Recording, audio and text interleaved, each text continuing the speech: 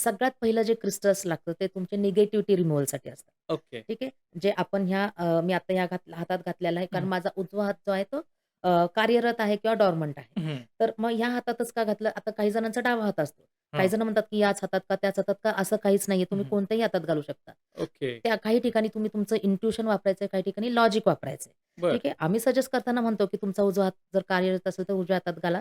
कारण उजवा हात जो असतो तो जनरली एनर्जी गिव्हर असतो. ओके, ठीक आहे. तर 99% टाईम्स आम्ही 2 सजेस्ट करतो, की ओके. एक ब्लॅक टर्मलाईन आणि हां, एक असतो तुमचा सुलेमानी हकीम.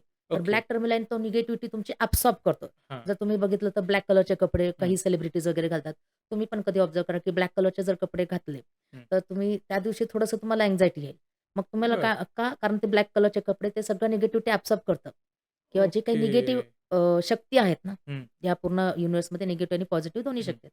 त्या ब्लॅक कलरकडे लगेच अट्रॅक्ट होतात. ओके. म्हणून असं जनरली म्हणतात, की ब्लॅक आणि डार्क कलर्स. तर ब्लॅक कलरमध्ये ते येतात. मग हां. तुम्हाला जर ती निगेटिव्ह असं वाटलं, की आज आपण ब्लॅक कलर घातल्याने थोडंसं अनकम्फर्ट हं. वाटतं, तर पहिल्यांदा तुम्ही काय करा त्याला सॉल्ट वॉटर किंवा मिठाच्या पाण्याने धुवून काढा ओके, आणि तुम्हाला नंतर तुम्ही तो जर ड्रेस घातला, तर तुम्हाला बरं वाटेल आणि ओके. एक्झॅक्टली तेच हे काम करतं. तर हे सगळं ब्लॅक हं, क्रिस्टल्स आहेत. ब्लॅकचे सगळे हं. क्रिस्टल्स ते तुमची निगेटिव्हिटी ॲब्सॉर्ब करतात.